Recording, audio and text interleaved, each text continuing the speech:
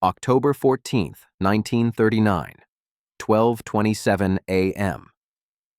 A German U-boat surfaced in the middle of the British Royal Navy's most secure anchorage, Scapa Flow, the home fleet's primary base, surrounded by islands, protected by boom defenses, patrolled by destroyers, considered absolutely impregnable. No enemy vessel had successfully penetrated Scapa Flow's defenses in over 300 years. But Kapitänleutnant Günther Prien stood on the conning tower of U-47 and watched the silhouettes of British battleships against the night sky. He had done the impossible. He had navigated through a gap in the defenses that British naval intelligence insisted did not exist.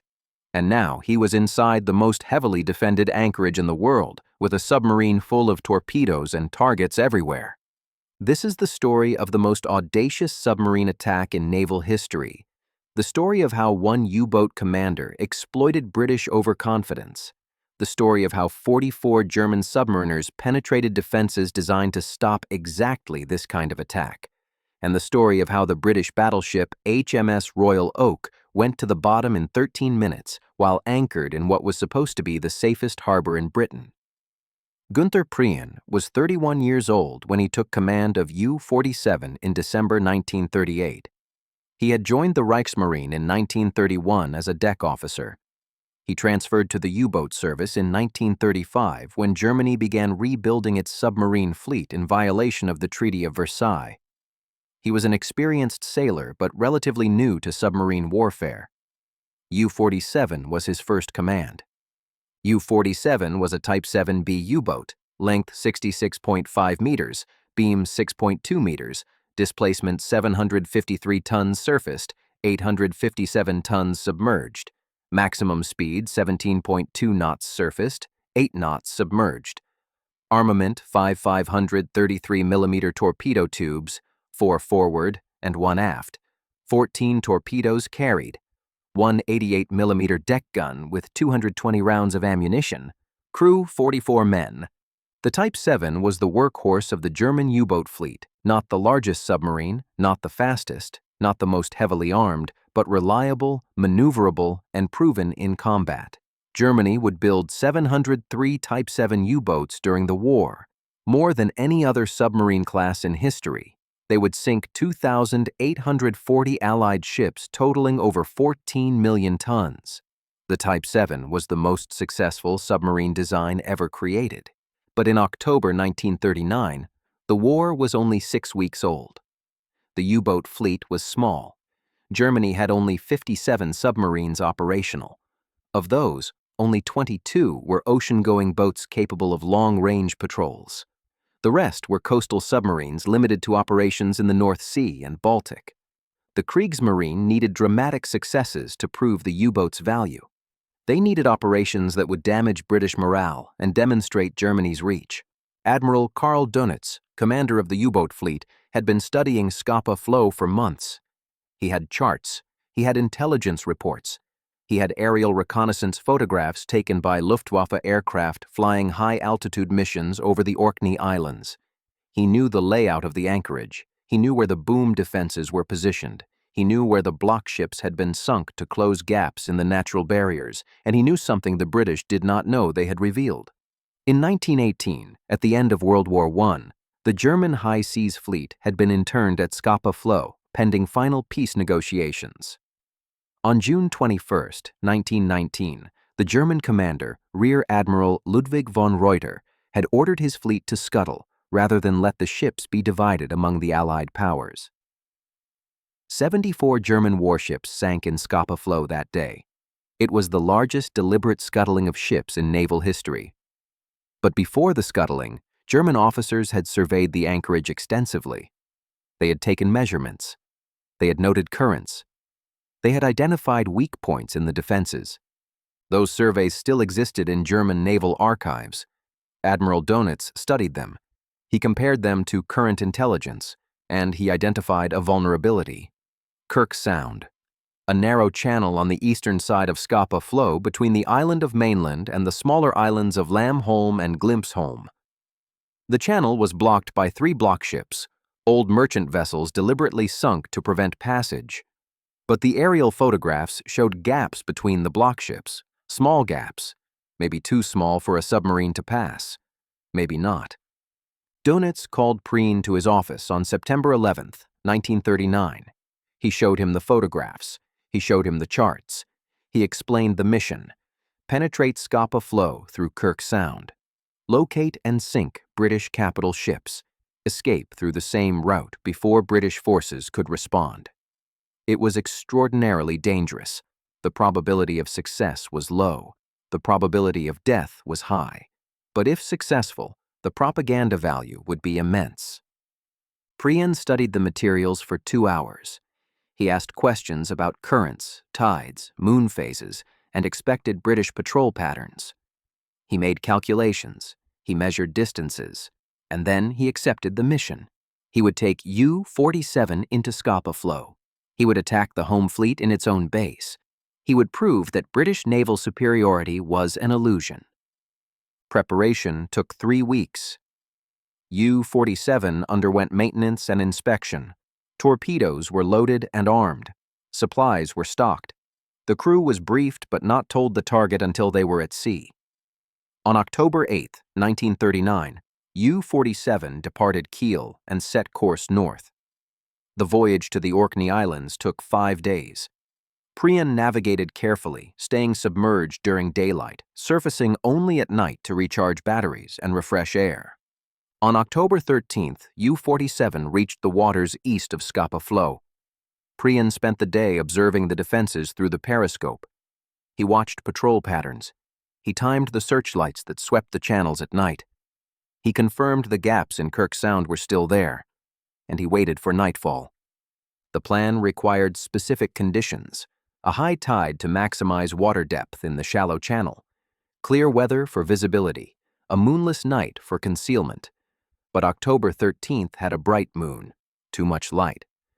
Prien decided to delay 24 hours. On October 14th, the conditions were better. High tide at 11:30 p.m.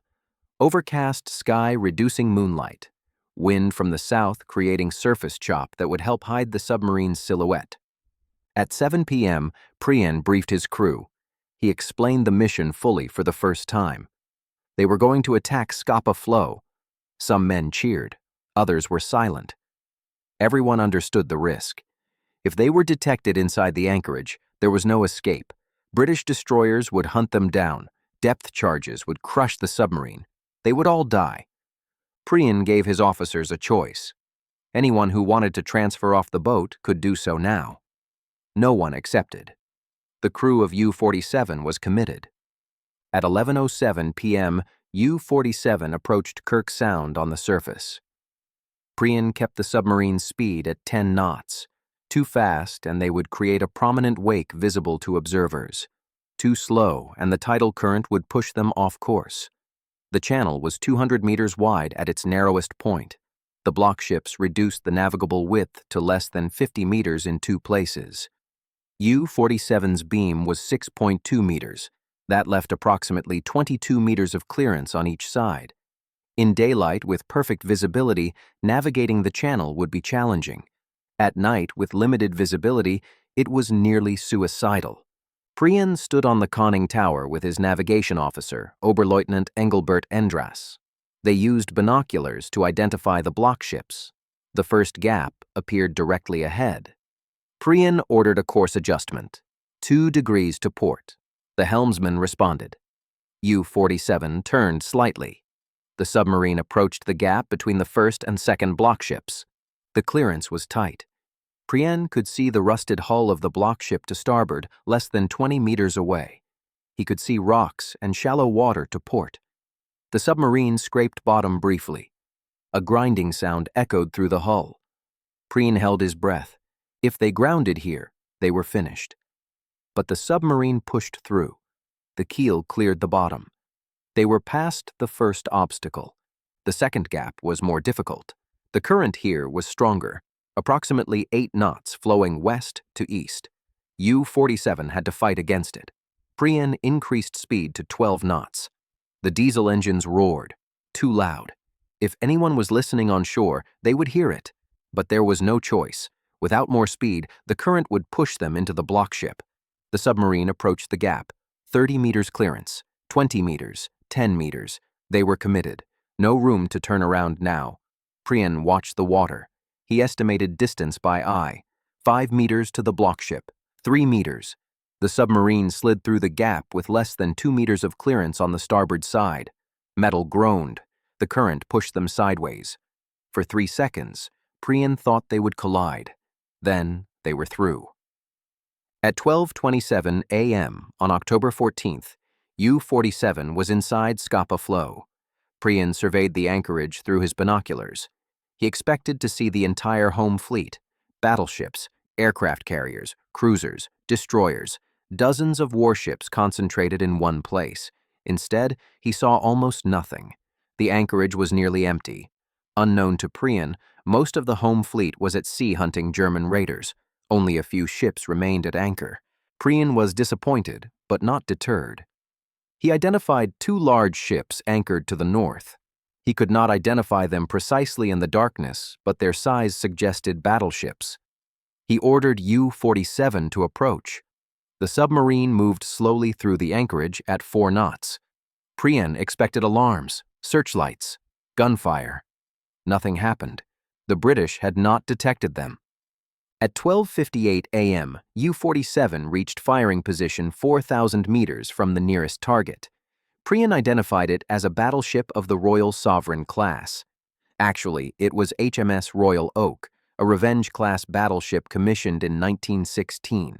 Displacement 29,150 tons, length 189 meters, armament 8 15-inch guns in 4 turrets, armor belt 13 inches thick, crew 997 men. Royal Oak was obsolete by 1939 standards, slow, under-armored compared to modern battleships, and relegated to second-line duties. But it was still a capital ship. Sinking it would be a significant achievement. Prien ordered tubes 1, 2, and 3 prepared for firing. Each tube held a G7, a torpedo, length 7.2 meters, diameter 533 millimeters, warhead 280 kilograms of explosive, maximum range 6,000 meters at 44 knots. At 1:04 a.m., Prien gave the order. Fire tubes 1, 2, and 3. 3 torpedoes launched in 15-second intervals. They left the submarine with a hiss of compressed air. Prien tracked them through his binoculars. Time to target, approximately 2 minutes based on distance and torpedo speed.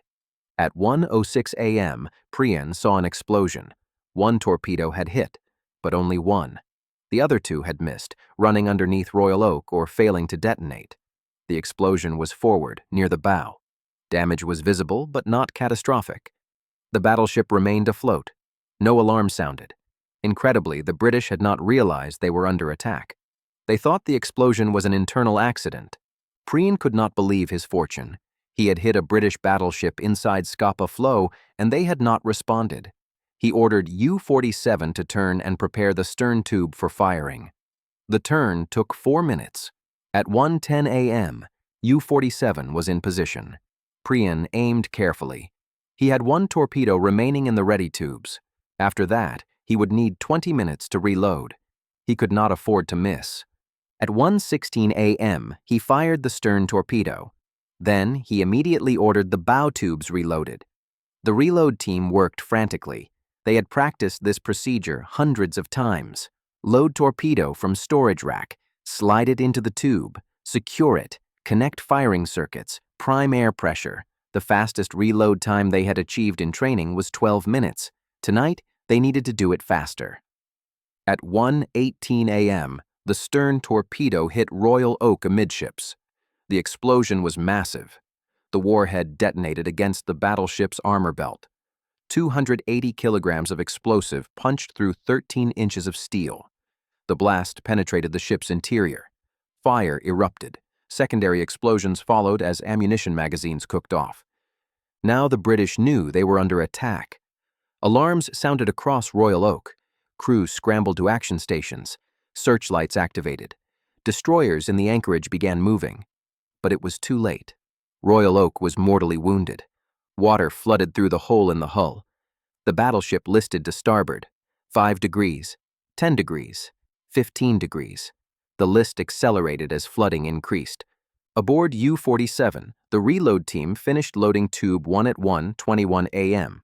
Tube 2 was loaded at 1:23 a.m. Tube 3 was loaded at 1:24 a.m. Prien did not wait for Tube 4. He aimed at Royal Oak and fired 3 torpedoes in rapid succession. All 3 hit. The explosions were catastrophic. Royal Oak's back broke. The battleship rolled onto its side. Men fell from the deck into the freezing water. The ship capsized and sank in less than 13 minutes from the first hit. Of the 997 men aboard, 833 died. Most were trapped below decks when the ship capsized. Others drowned in the cold water before rescue boats could reach them. It was one of the worst British naval disasters of the war, and it happened in the home fleet's primary anchorage, supposedly the safest location in Britain. Prien watched Royal Oak sink. He felt no satisfaction, only urgency. British destroyers were converging on his position. Searchlights swept the water. He had to escape immediately. At 1:29 a.m., he ordered full speed ahead. U-47 turned south and raced toward Kirk Sound. The return journey would be even more dangerous than the entry. Now the British knew an enemy submarine was inside Scapa Flow. They would be searching every exit. U-47 reached Kirk Sound at 1:47 a.m. The tide had turned. Current was now flowing east to west against the submarine's direction of travel. Prien pushed the diesels to maximum power. The submarine fought through the current. Searchlights illuminated the channel. Prien saw shore installations activating, guns training outward, but the gunners could not see the submarine against the dark water and surface chop. U-47 passed through the first gap at 1:52 a.m., the second gap at 1:55 a.m. At 1:58 a.m., they cleared Kirk Sound and entered open water. Prien ordered an immediate dive. The submarine descended to 80 meters and set course east. They had escaped. Against all probability, they had penetrated Scapa Flow, sunk a British battleship, and escaped without damage. The voyage back to Germany took 6 days. U-47 remained submerged during daylight, surfaced only at night. British forces were hunting frantically for the submarine that had attacked Scapa Flow. Patrol aircraft covered every approach. Destroyers swept the North Sea, but Prien navigated carefully, avoiding detection. On October 20th, U-47 reached Wilhelmshaven. The entire German U-boat fleet was assembled to greet them. Flags flew, bands played. Admiral Dönitz himself came aboard to congratulate the crew. Prien became an instant national hero. He was awarded the Knight's Cross of the Iron Cross, the first U-boat commander to receive Germany's highest military decoration. Hitler invited him to Berlin for a personal meeting. Propaganda Minister Joseph Goebbels organized a tour of German cities where Prien gave speeches and attended rallies. The attack on Scapa Flow was portrayed as proof of German military superiority and British vulnerability. But the British were humiliated. The Royal Navy had been attacked in its own primary base. HMS Royal Oak, a battleship that had fought at the Battle of Jutland, had been sunk at anchor. 833 sailors had died, and the defenses that were supposed to prevent exactly this kind of attack had failed completely. An investigation began immediately. The inquiry discovered that Kirk Sound's defenses were inadequate. The block ships had been poorly positioned. The gaps between them were larger than believed. Tidal currents had shifted some of the block ships over time, creating even larger gaps. Patrol boats had been insufficient. Searchlights had been poorly maintained. The entire defensive system had been based on assumptions that were no longer valid. Churchill, who was First Lord of the Admiralty at the time, ordered immediate improvements. Additional block ships were sunk in Kirk Sound, completely closing the channel. Boom defenses were reinforced. More patrol boats were deployed. Searchlights and anti-submarine nets were installed. By November 1939, Scapa Flow's defenses had been upgraded to the point where no submarine could penetrate them. But the damage was done. German morale soared. British morale suffered. The Royal Navy's reputation for invincibility had been shattered. and Günther Prien had proven that audacity and careful planning could overcome even the strongest defenses. Prien continued commanding U-47 for another 18 months. He conducted 9 more patrols. He sank 30 Allied merchant ships totaling 162,769 tons. He sank the British armed merchant cruiser HMS Laurentic. He became one of the most successful U-boat commanders of the war. But on March 7, 1941, U-47 was sunk by the British destroyer HMS Wolverine during an attack on convoy OB-293. All 44 crew members died. Günther Prien was 33 years old. The attack on Scapa Flow remains the most successful submarine penetration of a defended anchorage in naval history. No other submarine has replicated Prien's achievement. The combination of detailed planning, precise navigation, operational security, and sheer audacity created a perfect storm of circumstances that allowed U-47 to succeed where logic said failure was certain. The British learned critical lessons from the attack. Never assume defenses are impregnable. Never rely on outdated intelligence. Never underestimate enemy capabilities. These lessons shaped British naval strategy for the rest of the war. Scapa Flow's defenses were continuously improved and tested. No enemy submarine ever penetrated them again. But in October 1939, for 91 minutes, a German U-boat had invaded the Royal Navy's most secure anchorage. It had sunk a battleship.